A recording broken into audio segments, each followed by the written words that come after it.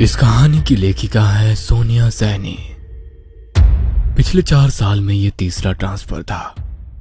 पापा के साथ हम पांचों, हम 4 भाई बहन और माँ भी बार बार इस तरह सामान लेकर यहाँ से वहां भागते परेशान हो चुके थे। सबसे ज्यादा दिक्कत आती थी बार बार स्कूल बदलने में। नया माहौल, नए लोग। जब तक हम थोड़ा संतुलित हो पाते, पापा एक नई जगह जाने का आदेश सुना देते। इस बार पापा का तबादला शहर से दूर एक छोटी सी पहाड़ी पर बसे गांव में हुआ था। हम चारों का मुंह लटका हुआ था। एक तो गांव, वो भी इतना पिछड़ा हुआ, न ढंग का स्कूल होगा न रहने की जगह। ऊपर से हमारे बड़े परिवार का छोटे मोटे मकान में गुजारा भी नहीं था। पापा ने बताया कि रहने के लिए डाक विभाग की ओर से एक पुराना बंगला तैयार कर दिया गया है, कोई दिक्कत नहीं आएगी। भारी मन से हमने अपना शहर वाला मकान छोड़ा और पहाड़ी के लिए निकल पड़े। हम 4 भाई बहनों में सबसे बड़ा मैं, रवि, फिर मुझसे छोटा सचिन, फिर हमारी 2 छोटी बहनें, एक विनी जो 14 साल की थी और सबसे छोटी सोनी थी। विनी चारों भाई बहनों में सबसे ज्यादा चंचल और खिलंदा स्वभाव की थी। हर समय हंसना, मुस्कुराना, खेलना, कूदना, सबको परेशान करना, यही उसकी दिनचर्या थी। हम नए बंगले में पहुंच चुके थे। बंगला हमारे अंदाजे से कहीं गुना बड़ा था। बंगले का एक भाग हमारे रहने के लिए साफ किया गया था। बाकी लगभग आधे भाग में कहीं ताले जड़े थे तो कहीं भयंकर टूट फूट मची थी। कहीं कहीं दरवाजे पर सांकल लगाकर छोड़ा गया था। हम बंगले को घूम घूम कर देख ही रहे थे कि एक बूढ़ी महिला लाठी टिकाते आ गई। उन्होंने बताया कि उनके पुरखे भी इसी हवेली की देखरेख करते थे। वो अपने माता पिता की इकलौती संतान थी। शादी के कुछ समय बाद ही उसके पति का देहांत हो गया तो वो वापस अपने मायके आ गई और इसी हवेली की देखरेख करने लगी। माई लगभग 75 साल की बूढ़ी महिला थी। हमारे परिवार को देखकर उन्होंने मेरी दोनों छोटी चुलबुली बहनों के सर पर प्रेम से हाथ फेर कर कहा, अल्लाह हाफिज।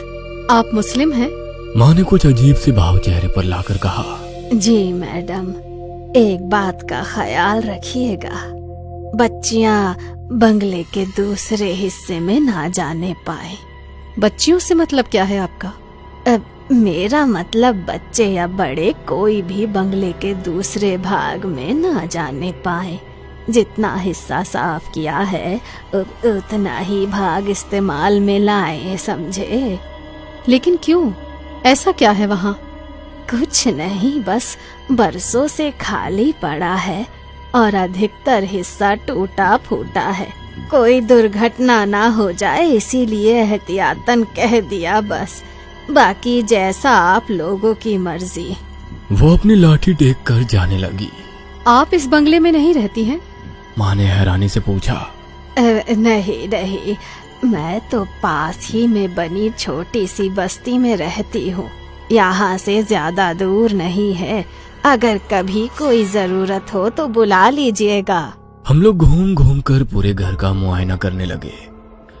पापा और माँ घर का सामान सही करने में व्यस्त हो गए। इतनी बड़ी हवेली में तकरीबन 20 कमरे थे, जिसमें से लगभग 10 कमरे बंद थे, यह जर्जर हालत में थे। बाकी के 10 कमरों में से 4 तो हमने अपने लिए पसंद कर लिए थे। बाकी बचे कमरों में सामान लगाने के बाद भी 2 कमरे बचे ही थे। ये बचे 2 कमरे मेरी दोनों शैतान बहनों के खेलने का मैदान बन चुके थे। हमारा दाखिला गांव के ही स्कूल में करा दिया गया था। पापा को मिली सरकारी गाड़ी से हम जब तब आसपास के सुंदर दृश्य देखने निकल जाते थे। पहाड़ी इलाके बेहद खूबसूरत होते हैं। पहाड़ों में प्राकृतिक सुंदरता के अतिरिक्त एक और चीज बहुत प्रसिद्ध होती है, वो है यहाँ के काले जादू और भूत प्रेत की कहानियां। मेरे सहपाठी अक्सर मुझे यहाँ वहाँ के भूतिया किस्से सुनाकर डराते रहते थे। मैं भी घर आकर अपने छोटे भाई बहनों को डराने के उद्देश्य से वो कहानियां और भी मिर्च मसाला लगाकर सुनाता। जब वो तीनों अक्सर डर से रोने लगते तो मुझे अपनी जीत का एहसास होता और मेरे चेहरे पर मुस्कान खिल जाती। हमें यहाँ आए अभी कुछ ही दिन हुए थे। मैं छोटे भाई सचिन के साथ क्रिकेट खेल रहा था। मुझसे तीनों बच्चों का ख्याल रखने का बोलकर माँ काम निपटाकर निश्चिंत होकर सोने चली गई थी। दोनों छोटी बहनें भी खाली पड़े कमरों में धमा चौकड़ी मचा रही थी। जाने क्या हुआ, अचानक एक तेज चीख की आवाज सुनाई पड़ी। मैं और सचिन बैट बॉल वहीं फेंक कर तेजी से अंदर की ओर भागे।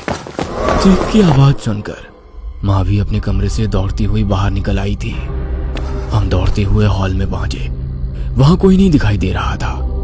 सोनी के रोने की लगातार आवाजें आ रही थी। मुझे समझते देर ना लगी कि सोनी की रोने की आवाज हवेली के दूसरी भाग से आ रही है।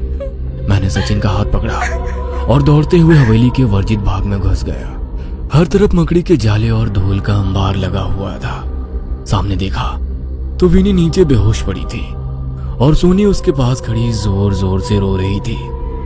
लगभग उसी समय माँ भी हमारे पास पहुंची। विनी को बेहोशी की हालत में देखकर माँ की चीख निकल गई। किसी तरह विनी को लेकर हम बाहर हवादार कमरे में आए। सोनी को पुचकार कर चुप कराने के बाद मैंने उससे पूछा, तुम चीखी क्यों और विनी कैसे बेहोश हो गई? भैया मैं नहीं चीखी, मैं तो विनी को खोजती हुई बाहर हॉल में गई थी। वो शायद अंदर वाले कमरे में छिपने गई थी। उसकी चीख की आवाज सुनकर मैं भाग कर आई तो वो ऐसे नीचे पड़ी हुई थी। सोनी ने सुबकते हुए बताया। माँ विनी को देखकर रोने लगी थी। मेरी हालत भी खराब हुए जा रही थी। माँ को संभालूं, सोनी को संभालूं या फिर बेहोश पड़ी विनी को देखूं। सचिन दौड़कर 2 गिलास पानी ले आया। एक गिलास माँ को थमाकर दूसरे से विनी के चेहरे पर छींटे मारे तो वो धीरे धीरे होश में आने लगी। विनी को कुशल मंगल देखकर माँ और सोनी का रोना थम गया था। माँ ने प्यार से विनी के सर पर हाथ रखकर पूछा, क्या हुआ बेटा, तुम बेहोश कैसे हो गई? माँ मैं छिपने के लिए जगह ढूंढ रही थी। वहाँ उस कमरे के दरवाजे पर साकल बंद थी और उस पर रक्षा सूत्र बंधा हुआ था। मैंने उसे खोलकर कमरे में जैसे ही प्रवेश किया वहाँ सब धुआं धुआं सा दिखने लगा। कुछ अजीब सी महक आ रही थी। वहीं से मैंने बाहर निकलने की कोशिश की तो लगा जैसे बाहर आने का रास्ता ही खो गया है। मुझे बहुत डर लग रहा था, इसीलिए मैं डर के मारे चीख पड़ी। उसके बाद मुझे नहीं पता मैं यहाँ कैसे आई। विनी ने पानी पीते हुए बताया। मतलब तुम कमरे के अंदर थी तो बाहर कैसे निकली? तुम तो कमरे के बाहर नीचे पड़ी हुई थी, सचिन ने कहा। मुझे नहीं पता भैया, लेकिन मुझे बहुत डर लग रहा है। अब मैं कभी उस तरफ नहीं जाऊंगी, विनी ने जवाब दिया। उस समय विनी को शांत कराना ज्यादा जरूरी था, इसलिए बात को वहीं रफा दफा करके मम्मी उनके लिए हलवा बनाने की तैयारी में लग गई। इस घटना से कुछ बातें मेरे मन में खटक गई थी। अगर विनी की बात सच है तो वहां दरवाजे पर मैंने कोई रक्षा सूत्र बंधा क्यों नहीं देखा? दूसरी बात, कमरे से विनी बाहर कैसे पहुंची? अंदर धुआं कहां से और क्यों आया? कैसी महक की बात कर रही है विनी? मन में विचित्र ख्याल आ रहे थे।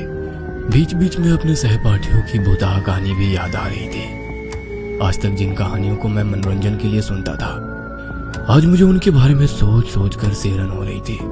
पूरी रात नींद मेरे साथ आंख में चौली खेलती रही। सुबह तक मेरी लाल सुर्ख आंखें मेरी रात्रि जागरण की चुगली कर रही थी। मैं कमरे से बाहर आया तो पता चला विनी को बुखार हुआ है। मैं फिर से चिंतित हो उठा था। शायद उसके अंदर डर बैठ गया था, जिसकी वजह से उसे बुखार आ गया था। दिन भर मम्मी विनी की खातिरदारी में लगी रही, लेकिन उसका बुखार कम होने का नाम ही नहीं ले रहा था। रात गहराते गहराते उसका बुखार सीमा से परे पहुंचने लगा था। वो बदहवासी में रात भर कुछ कुछ बड़बड़ाती रही थी। सुबह होते ही पापा की सरकारी गाड़ी में उसे अस्पताल ले जाया गया।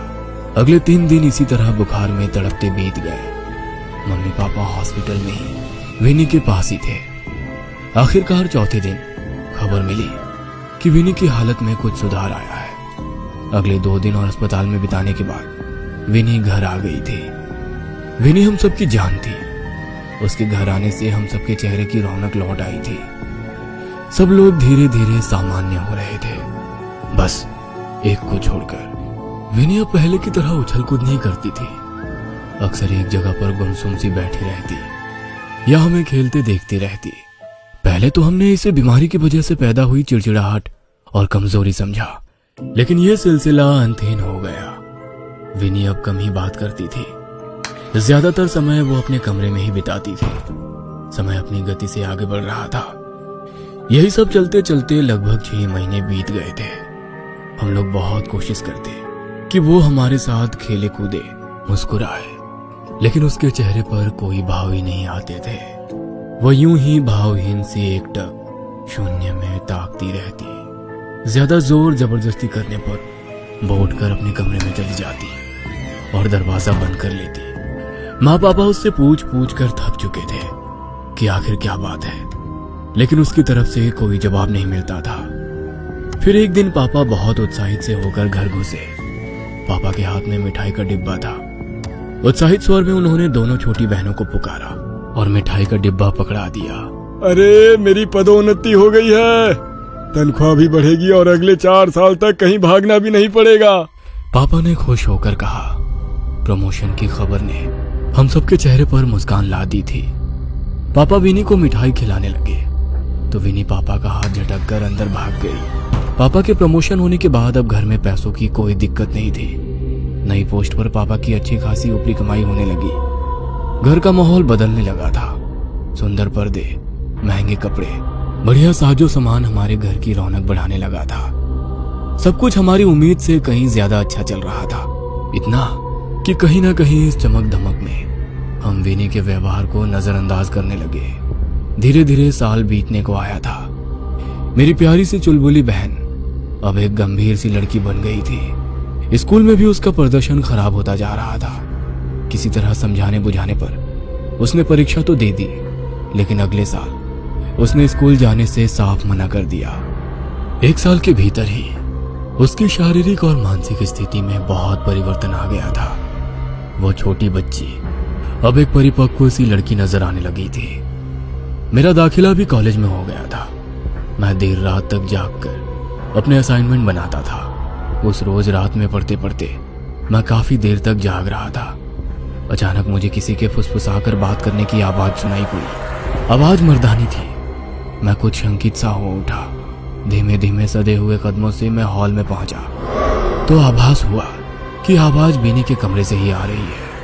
मैंने चुपके से झांककर विनी के कमरे में देखा तो वो एक दीवार की ओर मुंह करके फुसफुसाते हुए कुछ बात कर रही थी। कमरे में विनी के अलावा कोई नहीं था और सबसे ज्यादा मुझे उसकी आवाज विचलित कर रही थी। दिन भर एक शब्द मुंह से ना निकालने वाली लड़की आधी रात को दीवारों से मर्दाना आवाज में बात कर रही थी।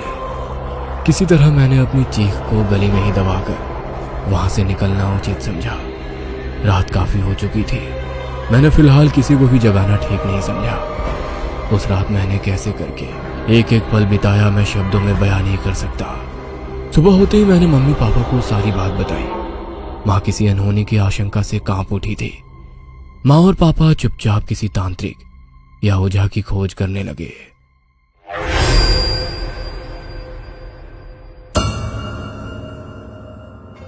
ये कहानी आपको अच्छी लगी हो तो हमें सब्सक्राइब करें, हमारा इंस्टाग्राम और फेसबुक पेज जरूर फॉलो करें। और हाँ दोस्तों, सब्सक्राइब करना भूलना मत।